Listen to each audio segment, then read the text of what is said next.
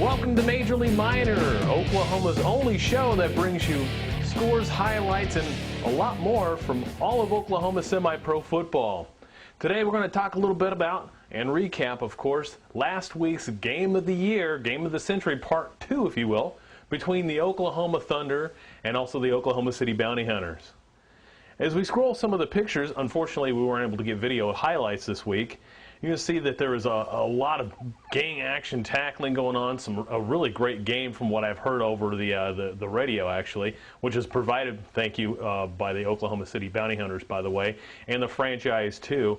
Those of you that were not able to listen to the games, get on the Major League Minor show webpage or what have you not. I usually throw up the link for the franchise too, so you guys can listen along.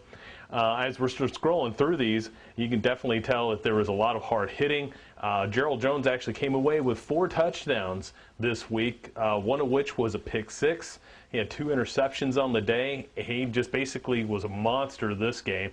A little backstory to this whole thing was that earlier in the week, Prentice Elliott, the wide receiver for the Thunder, had called Gerald Jones out, basically saying that he was a quote-unquote fake receiver, and I think that was just enough for Gerald Jones to really get under his skin and really put together a showcase, if you will, on both sides of the ball, not only playing wide receiver, but also playing defensive back, and just a monster of a game right there. And your final score in this one, the Oklahoma City Thunder come away with the upset at home by the score of 34-18.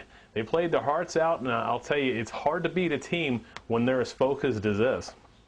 The next game that we're going to talk about was the the Lawton Hellcats and the Dallas Diesel. I predicted the Hellcats to come away with the 3-point win on this one. Seeing that it was at home, I thought they were starting to improve. Unfortunately, not so much at all. They're the final score in that one. Dallas comes away with a victory, 35-7.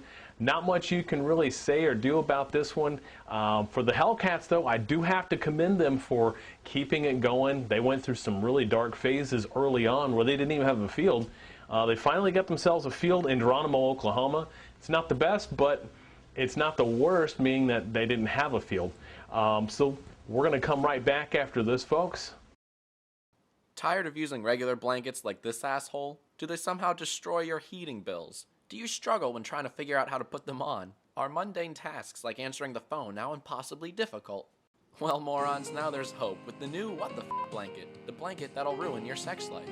Now you can answer the phone with confidence. Awesome! Help Grandpa enjoy the O'Reilly factor. Spoiler alert, Snape kills Dumbledore. Your dad will blog about how comfortable he is. I can't believe a black man's president. The What the F blanket is made of the exact same materials regular blankets are, but looks twice as retarded. Basically, it's a robe that you wear backwards. The What the F blanket will turn you into a complete shut-in that never leaves the house. So color a book, drink some tea, and hold a baby. You know, things you couldn't do with a regular blanket. And don't worry, one size fits all, so creepy dads can lie in a seductive pose. With the What the F blanket, you can take your dog and roast him on an open fire, ruin your child's self-esteem, and wear it in public. Sarah's not getting a date for the prom, look at her. So whether you're reading the obituaries, or viewing scrambled porn, or clogging your arteries, or telling a racist joke, you will look like a tool. Believe it or not, some dumbasses have paid as much as $60 for the What the F blanket, which kinda makes me want to scream. Available in blueberry, mint, and blood flavors. Call now and receive a free flashlight? Why would you need a flashlight with your blanket? And she doesn't even need it. Look, you can see the text from here. She's reading it in broad daylight. What the Damn it.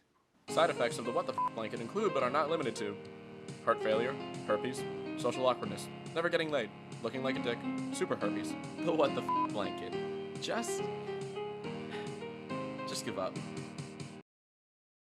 And welcome back. Now we're going to talk a little bit about this week. This week in the GDFL, we're going to see 2 games that honestly should be blowouts. The first one, the number 4 this week, Oklahoma Thunder, are going to be facing off against the Dallas Diesel. Now this game's going to be taking place in Bixby at home, 7 p.m. Cost is $10. You guys know the drill on this whole thing. Pretty much my prediction in this one, honestly, I don't see why they can't hang 77 points, and I can't see why the Thunder defense don't rebound and have a shutout. So my prediction in this one, Oklahoma Thunder 77-0 against the Dallas Diesel. Speaking of blowouts, the number 3 Oklahoma City Bounty Hunters out of the polls this week are going to be facing off against the Lawton Hellcats in Geronimo. Now, like I said earlier, Geronimo, it's not the worst, it's not the best. It's going to be a brawl, a backyard brawl kind of scenario, if you will. But again, I think this one's going to be another 100-0 victory, maybe even more. I think that the Bounty Hunters now have a good quarterback in Chris Ware. That was one of the missing pieces, was quarterback consistency. And of course, their defense was just spot on. Who knows? This one might be even more than 114. I know back in the day, before they were the Bounty Hunters, the previous team was the Oklahoma City Diamondbacks, and they took care of the Oklahoma Force. I think it was 114-0. Honestly, I predict this one could go maybe even higher. It just depends on the play calling and what Kevin Cox has decided to do as far as his offensive strategy goes. Hellcats, you guys are on notice. I know that right now it's a matter of pride. You're going to have to put everything that you've got together to try to stop these guys, or at least slow them down, if you will. Maybe put some points on the board. Got to do something out there, guys. I know this is your inaugural year. You guys been up and down from a lot of things, but go out on a high note. Try to put at least 7 points on these guys. That'll give you enough to possibly going into the off season, put something together for next year. Moving right along, we're going to go into the CFL and to AA ball. Not much going on, of course, between the A and AA divisions right now, since they're both done at this point. We're looking towards finding out who's going to be assembling with what league for next year and how many leagues they're going to be about. We'll just have to see as time progresses. Nothing's really changed at that point. However, one note that I do want to make clear to everybody is that the Joplin Crusaders are actually running a fundraiser for this week and the next couple of weeks to fund their national championship that's going to be happening in Colorado. As a matter of fact, it's going to be at the Highlands Ranch, Colorado, and it's going to take place August 1st. So not a whole heck of a lot of time left for the next week here. They do have a GoFundMe page to help pay for some of the expenses for the travel. It's going to be at gofundme.com/Joplin Crusaders. Now, Joplin's going to be facing off a local team here in Washington, since I'm in the Seattle area. The Wenatchee Rams actually are a pretty decent team from what I've seen on the web. I haven't had a chance to actually go see them in person when I got up here. I think their season was just about over with also. But it should be a pretty darn good game, and I think the Joplin Crusaders are really going to be tested in this game from what I've seen. We'll do a little bit more statistic matchups here for next week's show. But anyway, hey, go watch some football this weekend, Bixby, and also in Geronimo. Geronimo's just a little bit south of Lawton.